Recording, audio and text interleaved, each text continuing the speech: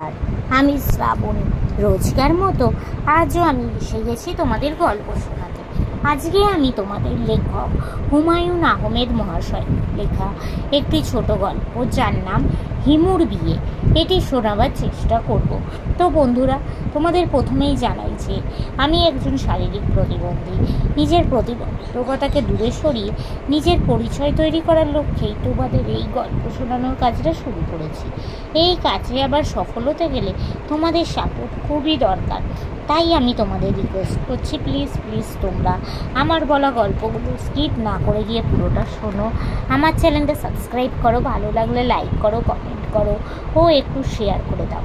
আর এখনও অবধি যেসব বন্ধুরা আমার চ্যানেলটা সাবস্ক্রাইব করেছ তাদেরকে অনেক অনেক ধন্যবাদ জানালাম। তো চলো তোমাদের আজকের গল্পটা শোনাই।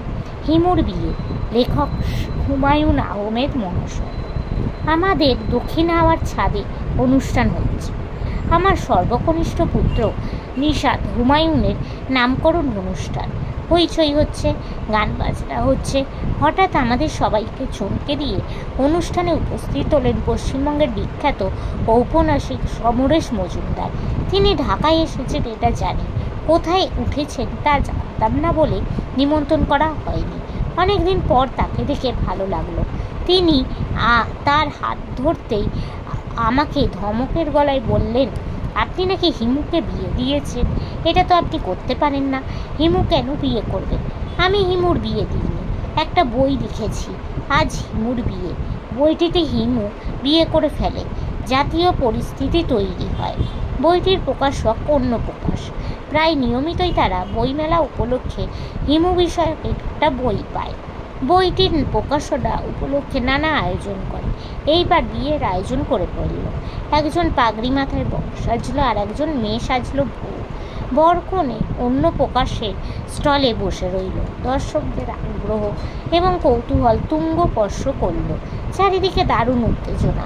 বইমেলায় এমন মজার দৃশ্য আগে হয়নি। দু একজন অবশ্য গম্ভীর গলায় বললেন, বইমেলা সুচিতা নষ্ট হচ্ছে, মহান 21-এর ঐতিহ্য ভুলণ্ডিত হচ্ছে ইত্যাদি। হিমুর বিয়ের অনুষ্ঠানে আমি উপস্থিত ছিলাম না, টেলিভিশনে দেখেছি। আমার কাছে মনে হয়েছে মেলা মানেই আনন্দ। মেলার পবিত্রতা রক্ষার জন্য সবাই অজু করে মেলায় আসবেন এবং ফিসফিস করে কথা বলবেন, তা হবে কেন?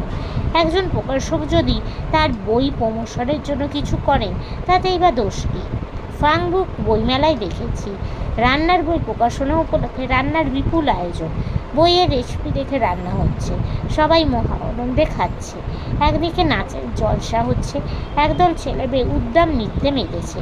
বই মেলার ভেতরেই বিয়ারের দোকান খোলা, প্রচুর বিয়ার খাওয়া হচ্ছে।